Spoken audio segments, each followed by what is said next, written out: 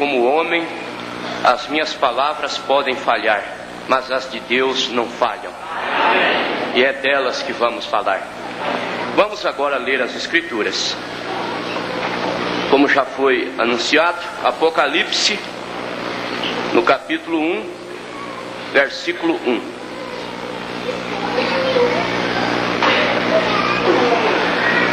Revelação de Jesus Cristo, a qual Deus lhe deu para mostrar aos seus servos as coisas que brevemente devem acontecer. E pelo seu anjo as enviou e as notificou a João, seu servo. Amém. Deus Pai, com humildade de coração, eu te peço que o Senhor fale nesta noite, dando-nos uma mensagem poderosa que vá de encontro com as necessidades. Estou aqui no púlpito confiante que mais uma vez o Senhor me usará e que aquela unção vivificante fará com que a palavra seja eficiente nas vidas de cada das pessoas, ó Pai, em nome do Senhor Jesus. Amém. Aqueles que podem se assentar, se assentem.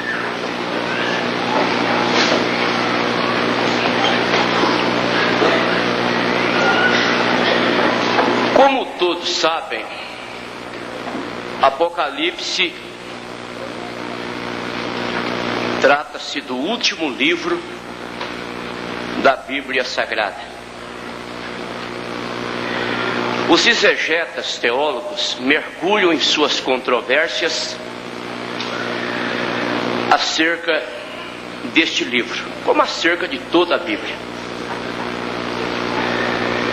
Havia de se esperar uma palavra insofismável,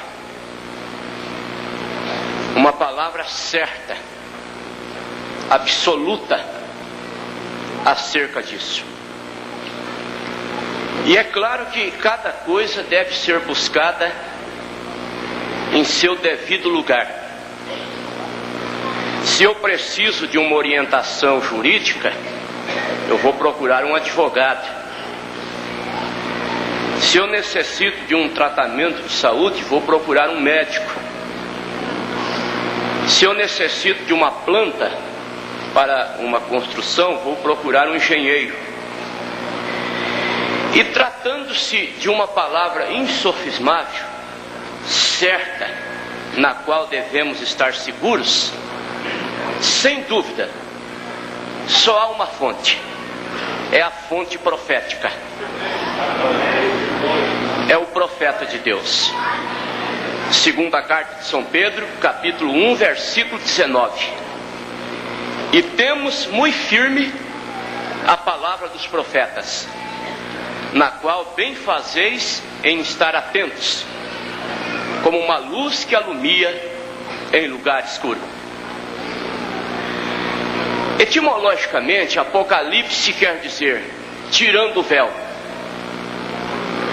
O véu, por sua vez, em linguagem figurativa, é aquilo que impede-nos de visualizar as coisas de Deus. É aquilo que veda os nossos olhos. Mas as Escrituras dizem que quando nós nos convertemos ao Senhor, o véu se tirará. Segunda carta aos Coríntios, capítulo 3, versículo 16. Mas quando se converterem ao Senhor, então o véu se tirará. O inimigo procura fazer exatamente o oposto do que Jesus Cristo faz. Jesus Cristo abre o entendimento. São Lucas capítulo 24, versículo 45. Então lhes abriu o entendimento para que compreendessem as Escrituras. Já o diabo cega o entendimento. Segunda carta aos Coríntios, capítulo 4, versículo 4. O Deus deste século cegou o entendimento dos incrédulos. As Escrituras dizem que quando nós somos despertados através do alarido de Deus, somos esclarecidos. Aos Efésios capítulo 5, versículo 14. Pelo que diz: desperta tu que dormes, e levanta-te de entre os mortos, e Cristo te esclarecerá. Cristo tem nos esclarecido. Ele nos esclareceu o nome do Pai, do Filho e do Espírito Santo. Porque ele disse em São João capítulo 17, versículo 6, na oração sacerdotal: manifestei o teu nome aos homens. E o nome que ele manifestou, sem dúvida, é aquele no qual os apóstolos se firmaram e chegaram a dizer que não há outro nome pelo qual devamos ser salvos. Atos capítulo 4, versículo 12. E é um nome que está sobre todo nome. Filipenses capítulo 2, versículo 9. Ele tem nos esclarecido que o episódio no jardim do Éden não foi uma fruta que Eva comeu, e sim um envolvimento sexual com a serpente, redundando em uma gravidez. Caim, filho do maligno. Primeira carta de João, capítulo 3, versículo 12. Que Caim é a semente da serpente. Que a serpente tem uma semente é uma coisa clara nas Escrituras, como a luz do dia. Gênesis capítulo 3, versículo 15. Porém inimizade, dizia Deus à serpente, entre ti e a mulher, entre a tua semente, se referindo à serpente, e a sua semente, se referindo à mulher. Todos nós sabemos que a semente da mulher foi o Senhor Jesus Cristo, que veio independente de instrumentalidade humana, da via sexual. Maria, como uma virgem pura, fez uma pergunta natural ao anjo em São Lucas capítulo 1, versículos 34 e 35. Como pode suceder isto se eu não conheço o varão? E o anjo lhe responde: descerá sobre ti o Espírito Santo, e o Altíssimo te cobrirá com a sua sombra, pelo que o santo que de ti há de nascer será chamado Filho de Deus. Então Deus disse que haveria uma inimizade acentuada entre a semente da serpente e a semente da mulher. O Senhor Jesus Cristo, em uma linguagem metafórica, ou seja, falando em parábola, em São Mateus capítulo 13, versículos 38 e 39, ele disse: a boa semente são os filhos do reino, o joio são os filhos do maligno, e quem semeou foi o diabo. Jesus Cristo tem nos esclarecido a ceia genuína, com pão asmo e com vinho. Vocês sabem que este pão com fermento, que as denominações usam, chamando de corpo do Senhor, é uma ofensa a Deus, é um ultraje. Biblicamente é pão imundo. Malaquias capítulo 1, versículo 7. Ofereceis sobre o meu altar pão imundo. Na simbologia bíblica, o fermento representa o pecado, e no corpo de Cristo não há pecado. Primeira carta aos Coríntios capítulo 5, versículos 7 e 8.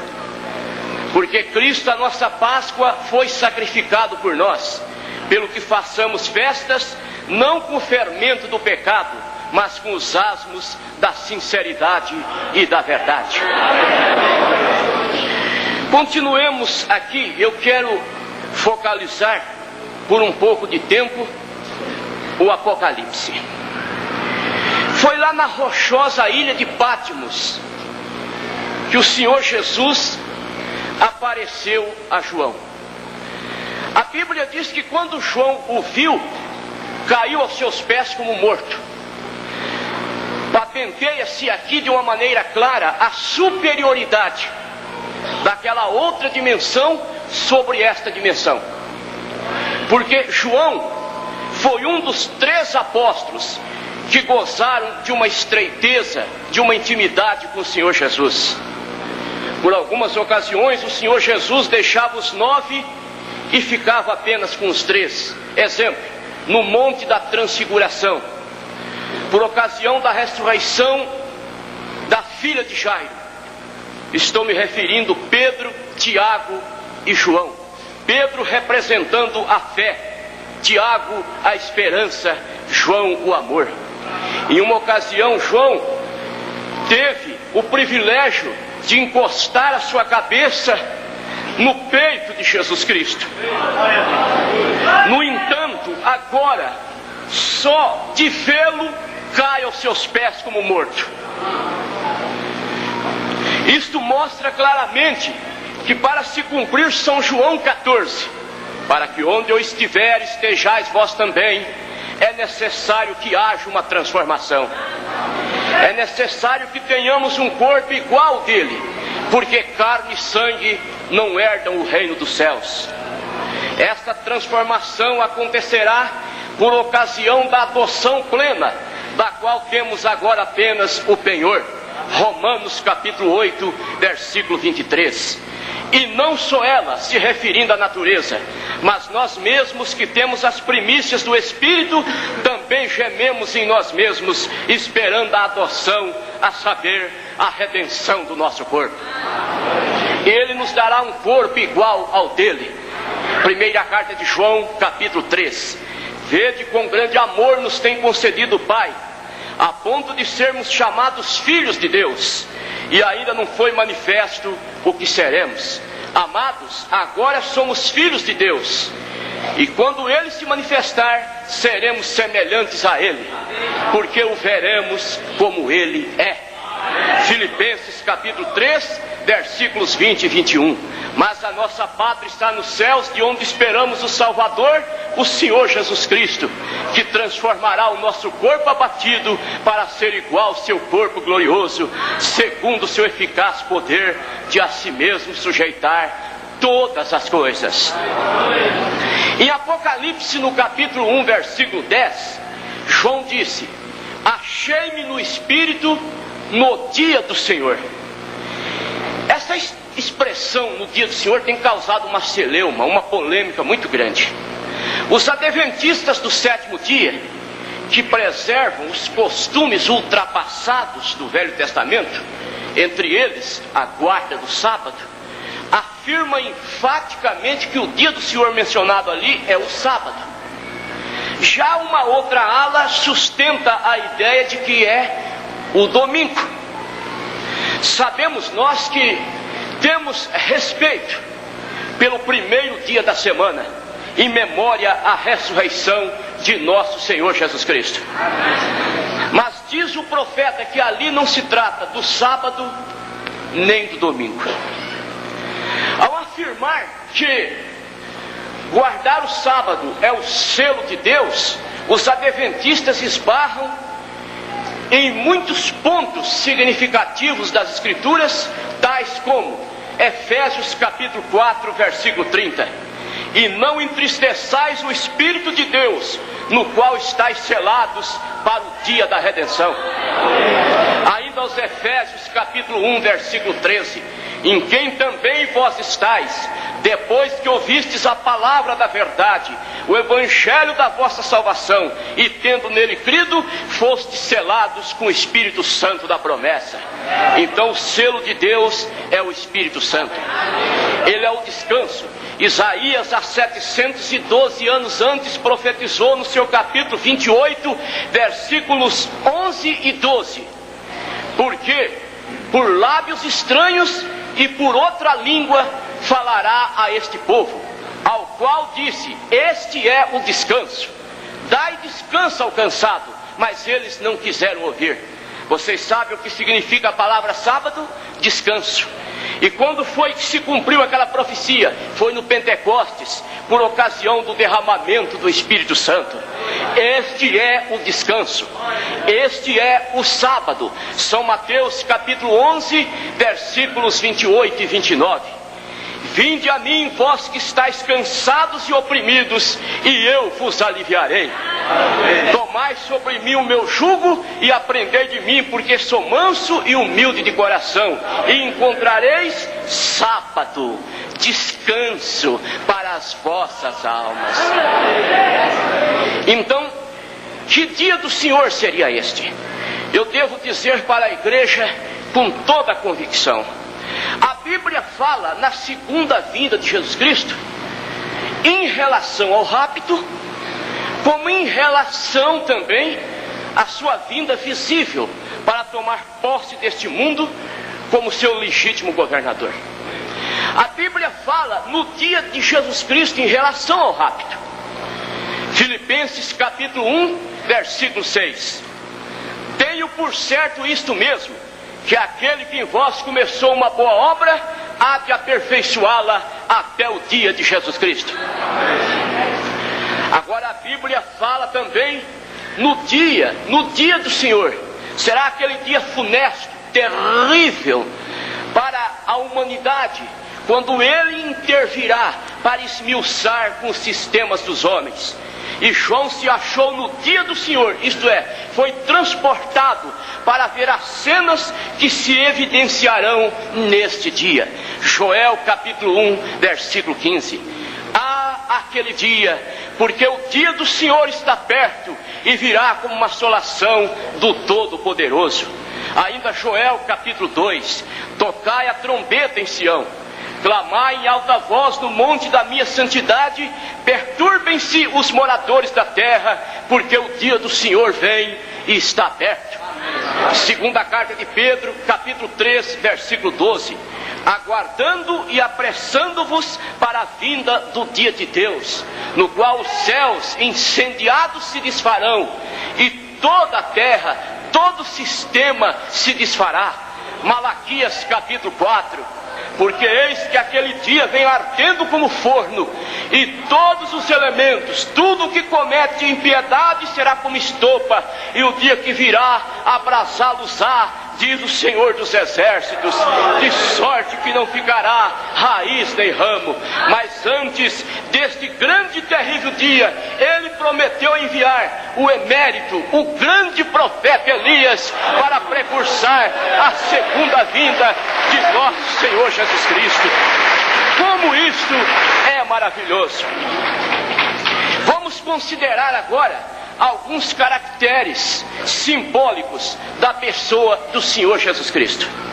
Tais como, ele se apresentou a João, o seu cabelo era branco como a lã, os seus pés como de bronze polido, os seus olhos como chama de fogo, da sua boca saiu uma aguda espada.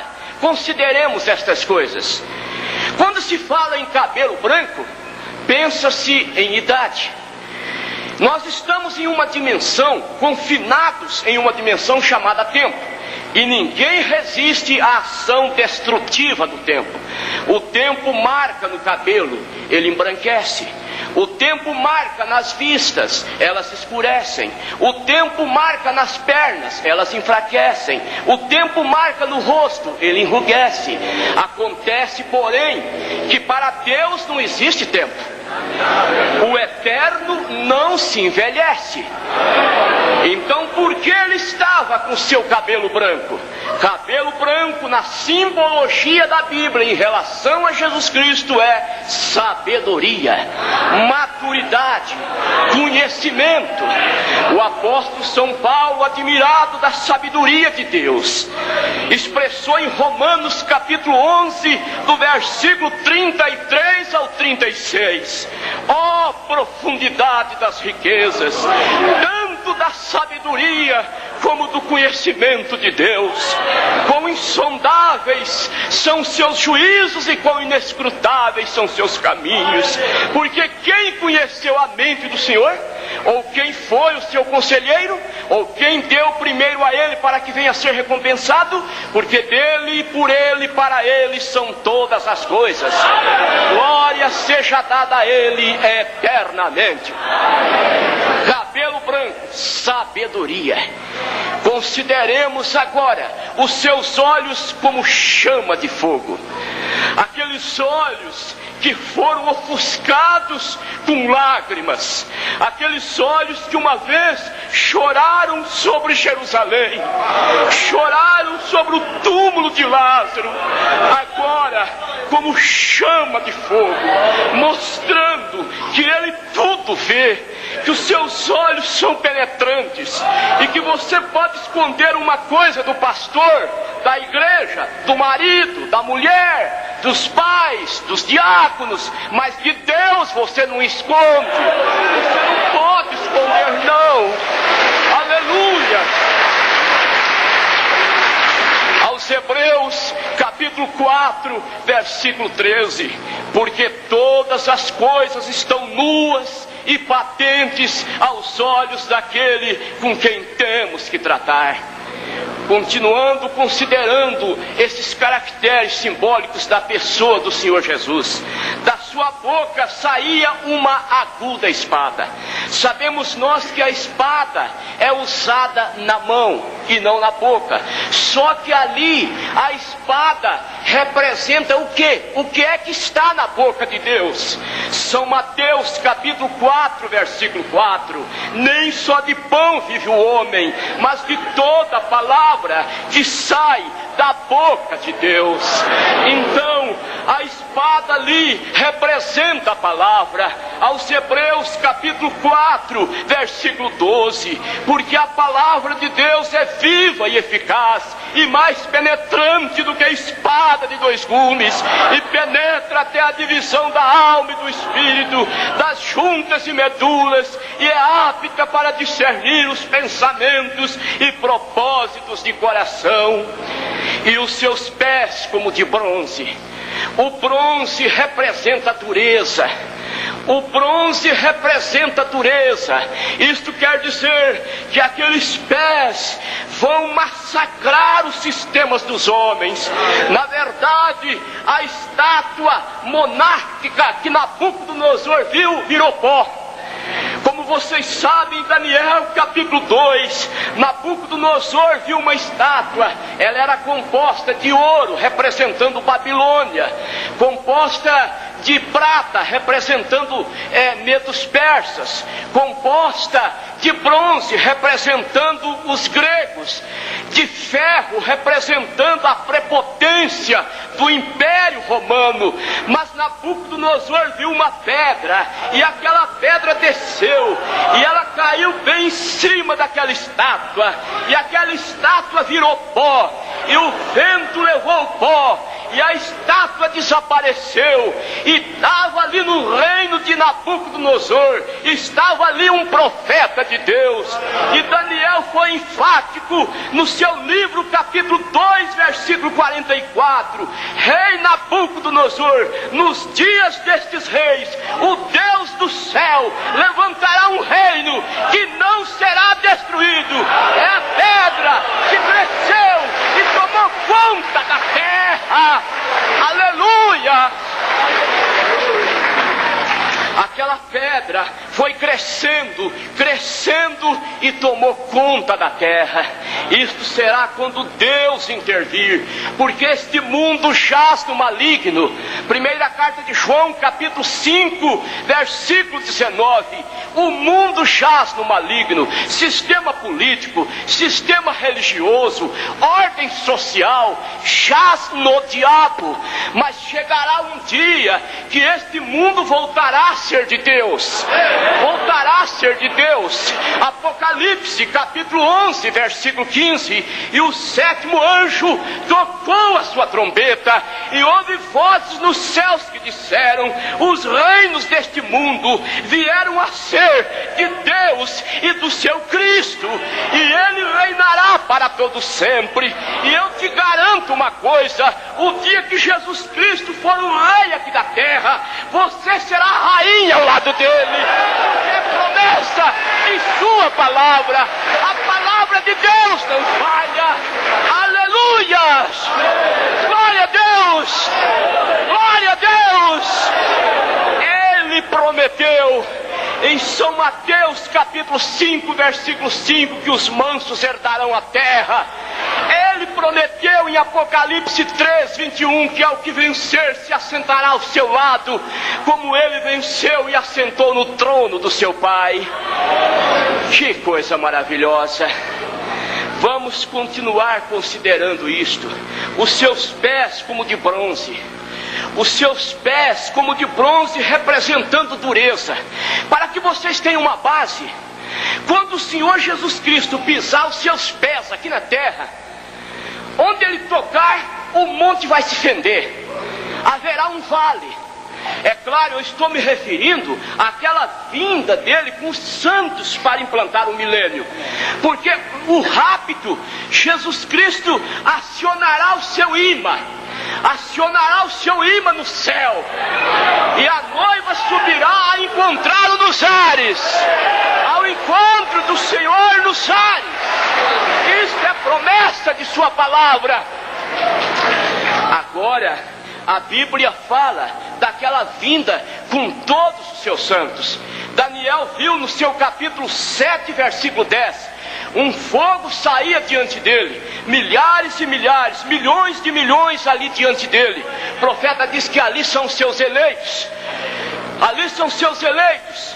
Zacarias 14, versículo 5, então virá o Senhor meu Deus e todos os seus santos contigo. E quando ele vier, ele vai pisar sobre o monte das oliveiras. Zacarias capítulo 4, versículo 4. E a Bíblia diz que o monte vai se fender, vai rachar e haverá um vale. E as nações estarão arregimentadas para a grande batalha do Armagedon. E mais uma vez, Deus provará que todas as investidas de Satanás contra ele são frustradas. Mais uma vez ele vencerá. Mais uma vez, porque o nosso Deus é varão de guerra. O nosso Deus é o Todo-Poderoso. Aleluias! Deus lutará e vencerá. Glória a Deus. Ele deu prova disto. Ele deu prova na Guerra Relâmpago de 1967. De acordo com a história, os árabes estavam em 12 nações, diga-se de passagem, usando sofisticadas armas da União Soviética.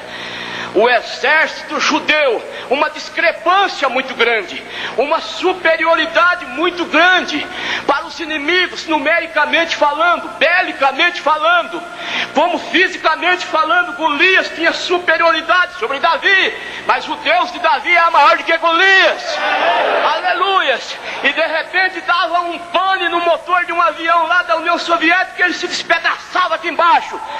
Quando o faraó entrou atrás de Israel no Mar Vermelho, Deus fez as rodas dos carros de faraó girar dificultosamente.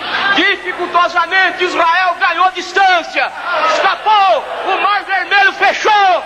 Esse é o nosso Deus. Esse é o nosso Deus. Ele está aqui nesta noite com o seu poder maravilhoso. Aleluia! Glória a Deus.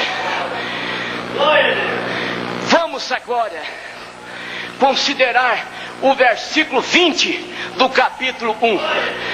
É claro, eu creio que não vai dar tempo para eu despejar tantas coisas, mas Deus poderá sabiamente em pouco tempo falar muita coisa aqui. Apocalipse 1, versículo 20. Ele se apresenta andando no meio de 7 castiçais e com 7 estrelas em sua destra. Vocês sabem, estrelas aparecem à noite. Estrelas aparecem à noite. Isto quer dizer que os mensageiros brilhariam nas trevas espirituais.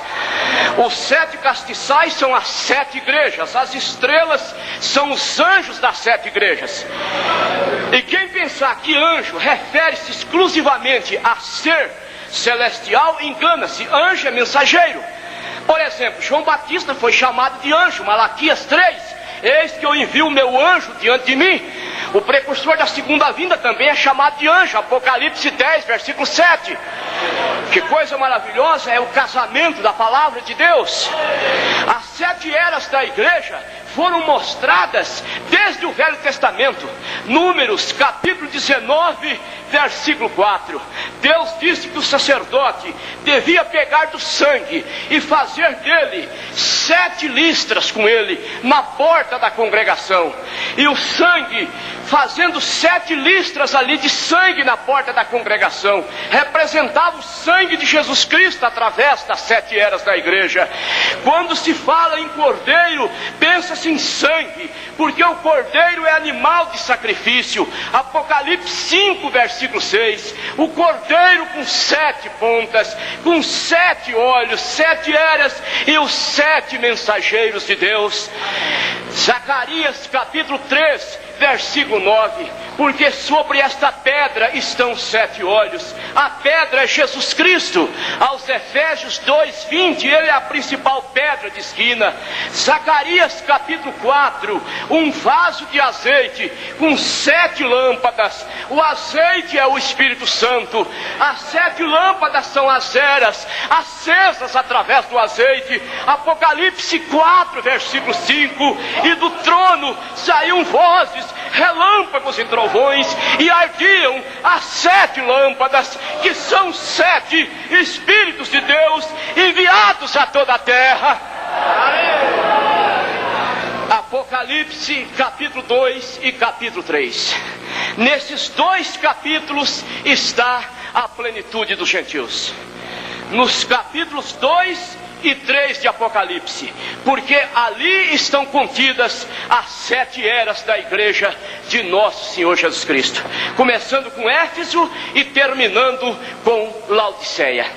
A plenitude dos gentios está ali, porque as 7 eras da igreja é para os gentios. Para os judeus são as 70 semanas de Daniel. Daniel capítulo 9, quem quiser anotar isto, Daniel capítulo 9, versículo 24. 70 semanas estão determinadas sobre o teu povo e sobre a tua santa cidade. O povo de Daniel era judeu, a sua santa cidade era Jerusalém. Agora, estas 70 semanas se dividem em 3 partes. Vocês podem continuar com a leitura, que diz 7 semanas mais 62. E ultimamente a 70ª. As 7 semanas são 7 vezes 7, 49. O período de 49 anos da reconstrução do templo. Passaram-se mais 62 semanas, 62 com 7, 69. 483 anos de quando saiu a ordem para edificar Jerusalém até o Messias. A ordem saiu em Esdras capítulo 1, quando Ciro expediu aquele mandato de liberação.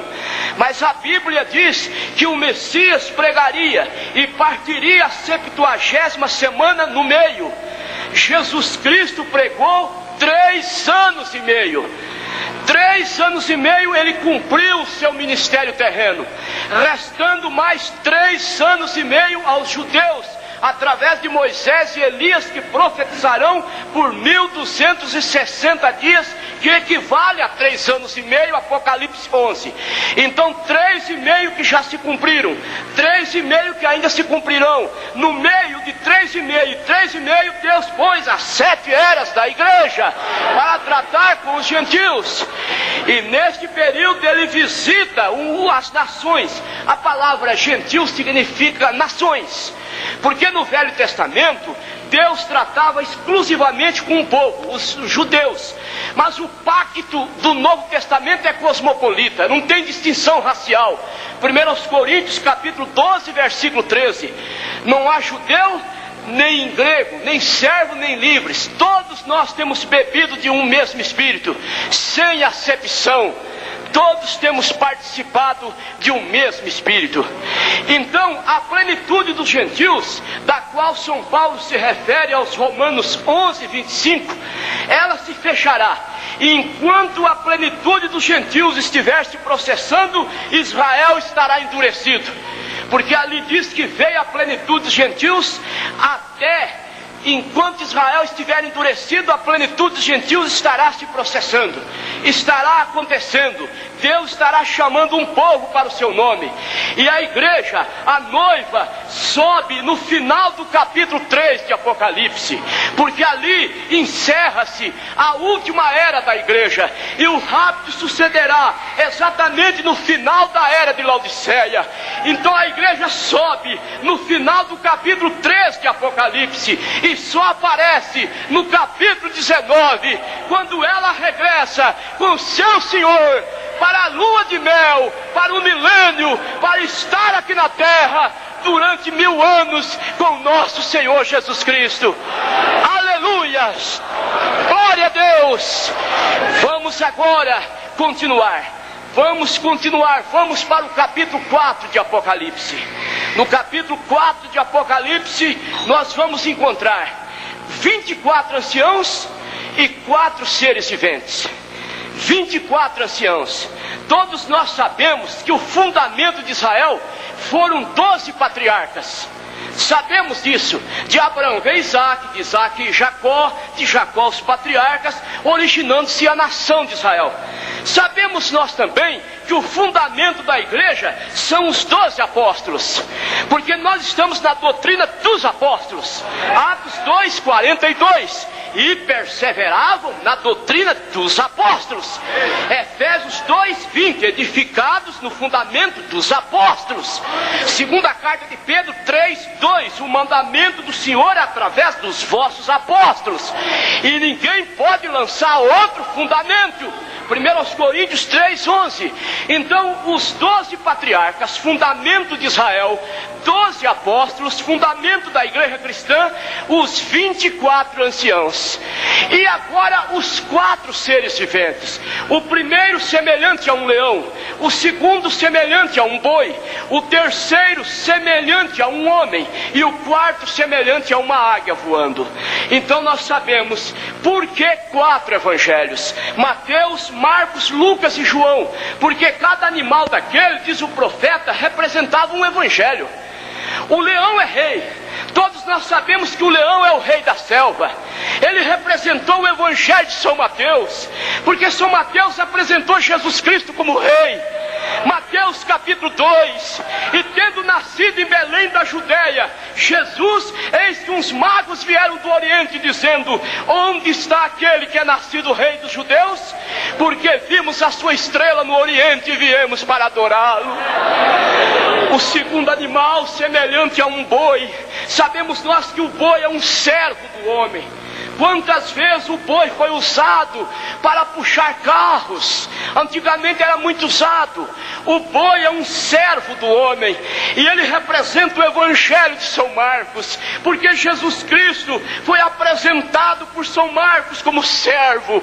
Marcos 10:45. Eu vim não para ser servido, eu vim para servir. Ele veio para servir. Ele veio para servir uma pobre de uma mulher que estava perdendo sangue, mas quando ela tocou em Jesus, a sua hemorragia se estancou. Ele veio para servir uma filha de Abraão que há 18 anos andava encurvada. Ele veio para servir uma pobre de uma mulher que chorava a perca do seu filho, a viúva de Naim, e ele ressuscitou. E ele está aqui para te servir nesta noite também. Ele está aqui para te abençoar. Ele está aqui para operar. Aleluias! Glória a Deus! Que maravilha! O terceiro animal, semelhante a um homem. São Lucas apresentou Jesus como filho do homem. São Lucas capítulo 17, versículo 26. E como foi nos dias de Noé, será nos dias do Filho do Homem. Porque na tríplice manifestação de filho, Jesus é filho do homem, filho de Deus e filho de Davi. Quando ele estava aqui na terra, ele dizia mais ser filho do homem. São Mateus capítulo 16, versículo 13. Que dizem os homens ser o filho do homem? Por quê? Porque ele era um profeta. A mulher samaritana viu. Em São João capítulo 4, versículo 19, ela disse: Senhor, eu vejo que tu és um profeta. E Moisés tinha dito em Deuteronômio 18:15 que Deus levantaria um profeta semelhante a ele. Ele era filho do homem. Após a sua morte e ressurreição, ele se declarou como filho de Deus. Apocalipse 2:18, isto diz o Filho de Deus, que tem os olhos como chama de fogo e os pés como de bronze polido. E no milênio ele será filho de Davi, com os judeus, assentado em um trono. Já o quarto animal, semelhante a uma águia voando. São Lucas apresentou Jesus como filho do homem. São João apresentou Jesus como filho de Deus. São João 20:31. Estas coisas foram escritas para que creiais que Jesus é o Filho de Deus, e para que crendo tenhais vida em seu nome. Aleluias, glória a Deus. Apocalipse capítulo 5. Ali está um desafio. João viu aquele livro nas mãos de Deus. Aquele livro era a titularidade da vida eterna, confiscada, retida nas mãos do seu possuidor original. Porque lá no Éden, Deus pôs duas árvores: a árvore da vida e a árvore da ciência do bem e do mal. Só que o homem não comeu da árvore da vida, não. Comeu da árvore da ciência do bem e do mal. Então ele perdeu o título de vida eterna. Mas só que voltou para as mãos de Deus, do possuidor original. E aquela voz dizia: quem é digno de tomar aquele livro das mãos do que está no trono? Em outras palavras, quem é digno de fazer com que o homem tenha acesso novamente à vida eterna? Quem é digno de construir a ponte sobre o abismo intransponível que separa o homem de Deus? A Bíblia diz que no céu ninguém podia, na terra também ninguém era digno. No céu ninguém apareceu. O anjo Gabriel, mensageiro da igreja judia, não apareceu. O arcanjo Miguel não apareceu, porque eles são seres celestes e tinha que ser um parente do homem. Você vai ver em Levítico 25 que quando uma pessoa perdia a sua propriedade ou vendia circunstancialmente a sua propriedade, ela podia possuí-la novamente através de um parente. Tinha que ser um parente próximo daquela pessoa. Exemplo, Noemi deixou a sua terra. Quando ela voltou, ela pôde reaver os seus bens através de um parente, Boaz. Noemi é um tipo de Israel que peregrinou pelas nações. Boaz é um tipo de Cristo. Ruth, a moabita que foi com ela, representa a noiva gentia. Então nesta era, duas coisas acontecem paralelamente. Israel em 48 voltou para sua pátria, e a noiva sob o ministério restaurador de Elias volta para a palavra, volta para a palavra original, a palavra revelada. Aleluia, glória a Deus, glória a Deus, glória a Deus. Então Gabriel não podia, Miguel não podia, tinha que ser um parente do homem. Então por que nenhum homem se ofereceu?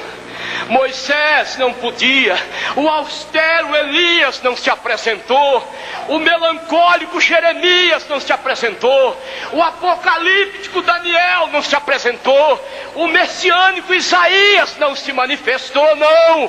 O fervoroso Pedro não apareceu. Ninguém apareceu. Por quê?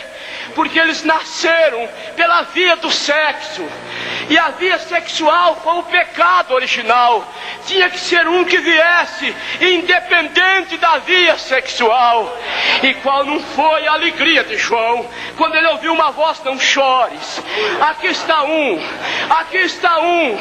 Este um é maior do que Moisés, é maior do que Elias, é maior do que Jeremias, é maior do que Daniel, é maior sim do que Plutão, é maior do que Marte, é maior do que o Saturno, é maior do que o Mercúrio, é maior do que o Sol, é maior do que a Lua, é maior do que as estrelas, é maior do que Napoleão Bonaparte, é maior do que Adolfo Hitler, é maior do que Mussolini, é maior do que Collor de Mello, é Jesus Cristo.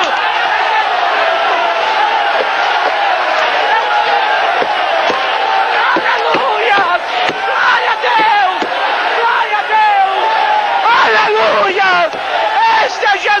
Cristo é o Filho do Deus vivo. Glória a Deus! Glória a Deus! Glória a Deus! Glória a Deus!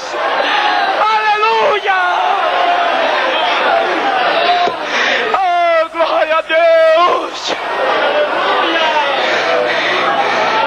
E você saber que Ele está aqui nesta noite. Jesus Cristo está aqui nesta noite. Glória a Deus.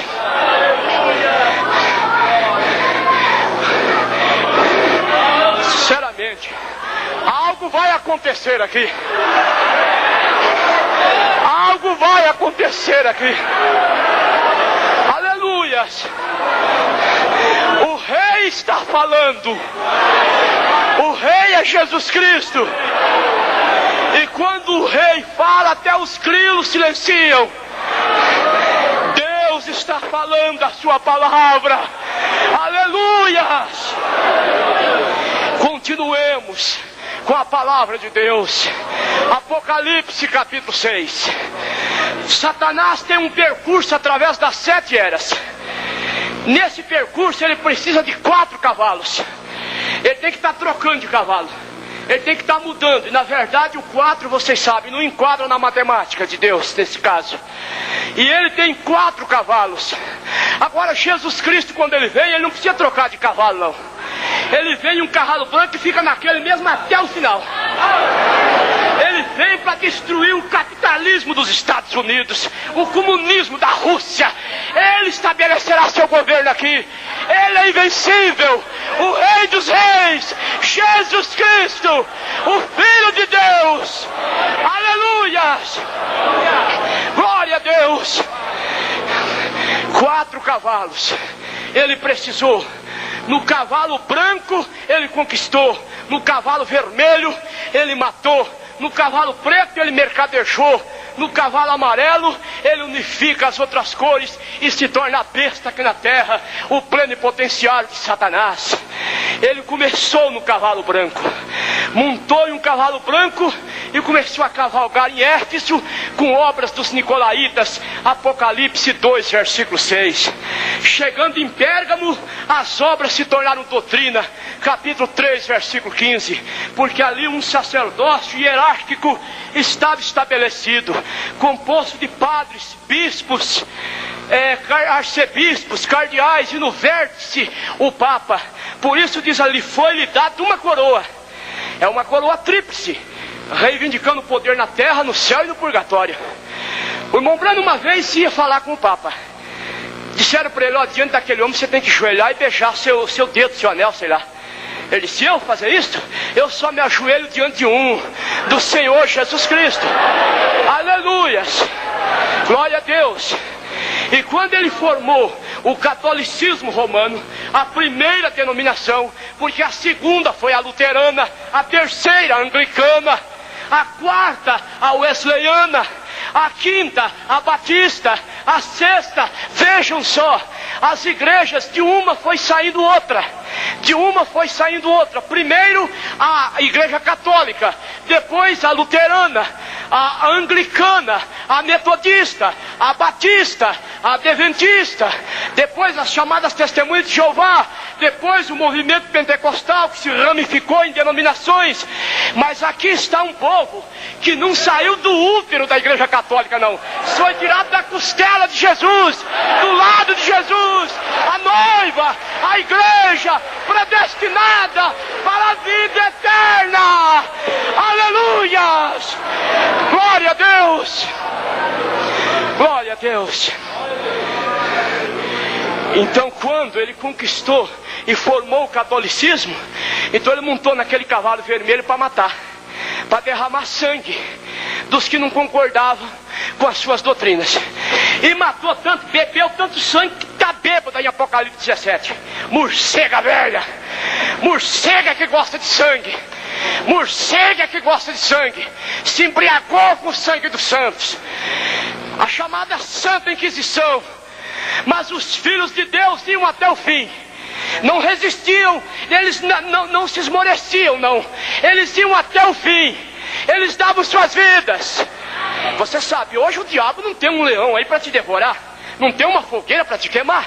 Ele tem suas astúcias, ele tem as religiões para te enganar, ele tem uma mulher mal vestida para você cobiçar. Mas se você for um filho de Deus, você escapa dessas coisas. Você se mantém na palavra de Deus. Aleluia! Depois que ele matou naquele cavalo vermelho, ele montou naquele cavalo preto. E naquele cavalo preto, ele mercadejou a salvação. Apocalipse capítulo 6, versículo 6. Uma medida de trigo por um dinheiro.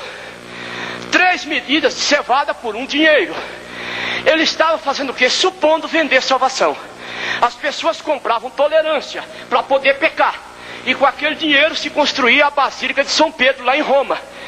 E com isso o Vaticano foi se enriquecendo. Eu me lembro de uma história, Ali Babá e os 40 ladrões. Só que esse Ali Babá não tem só 40 não.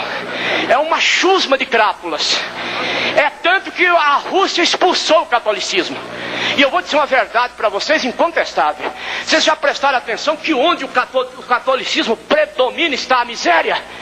Veja esses países desenvolvidos, Estados Unidos, cujo fundamento foi o protestantismo, Alemanha, que o protestantismo teve seu berço ali.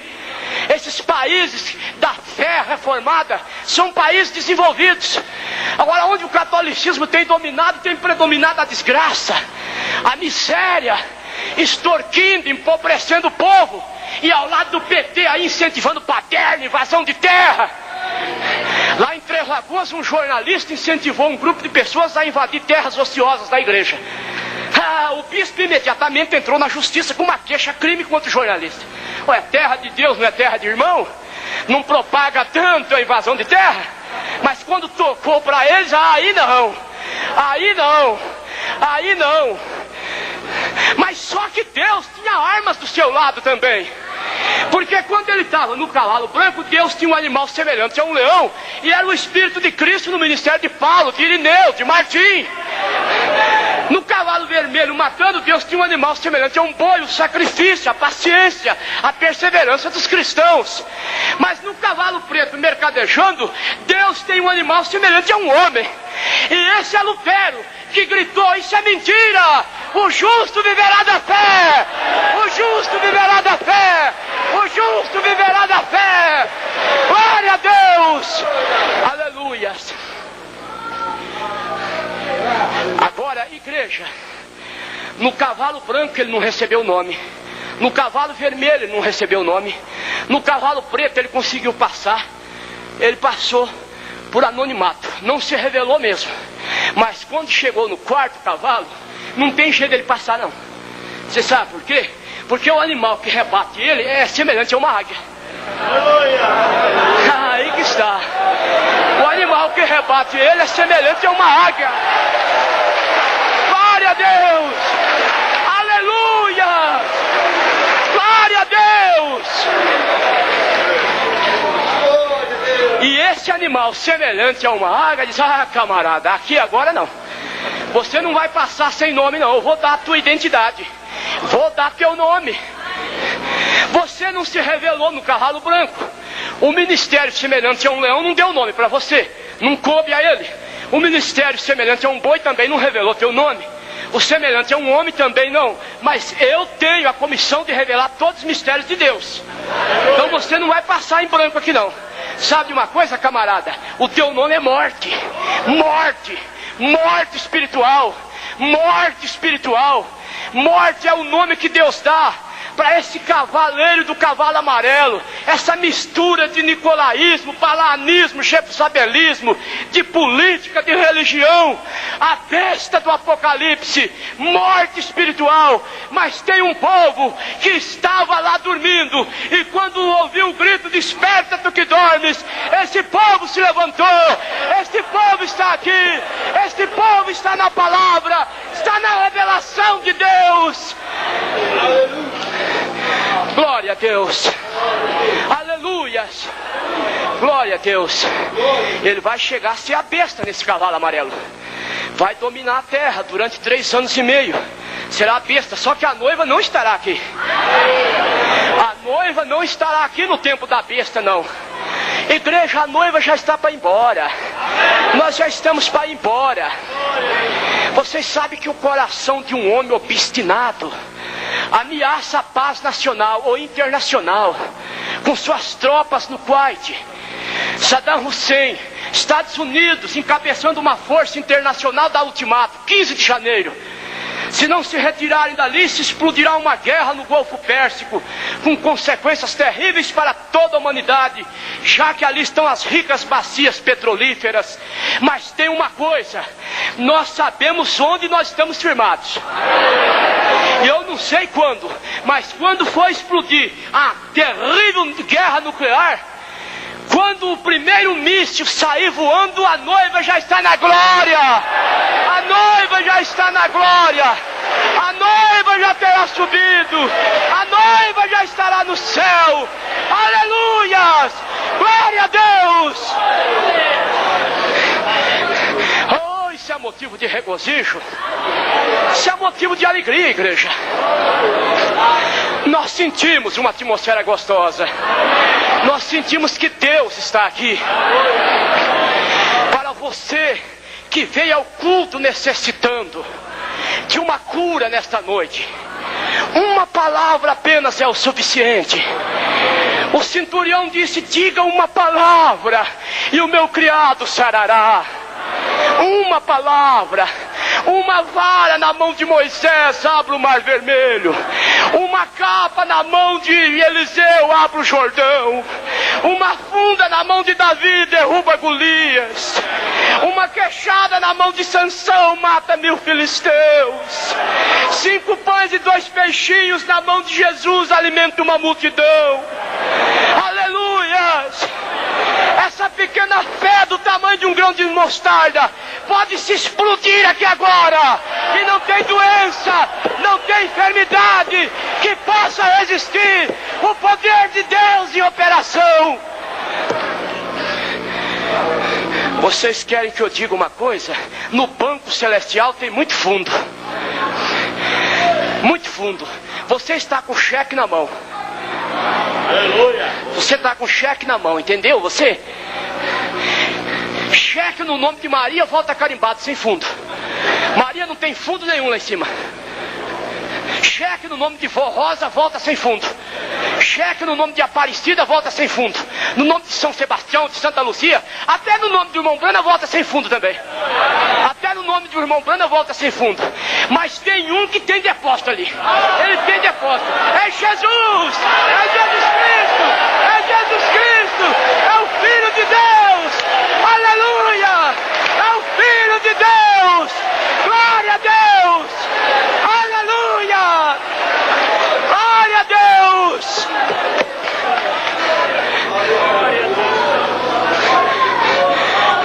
Você está precisando de uma cura? Saque agora no banco celestial. Seja curada agora, irmã, pelo poder da fé, na palavra do Deus vivo. Em nome do Senhor Jesus Cristo. Saque a tua bênção agora. Você está com o cheque na mão. Embaixo está assinado: Senhor Jesus Cristo, Senhor Jesus Cristo, Senhor Jesus Cristo. Aleluia! Glória a Deus! Glória a Deus! Glória a Deus! Creia na tua bênção nesta hora. Creia que Deus te cura nesta hora. Pelas suas pisaduras fomos sarados.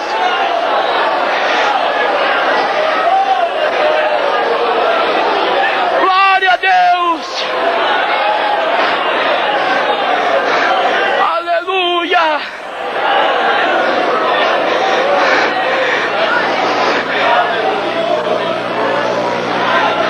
A igreja fique de olhos fechados um momento.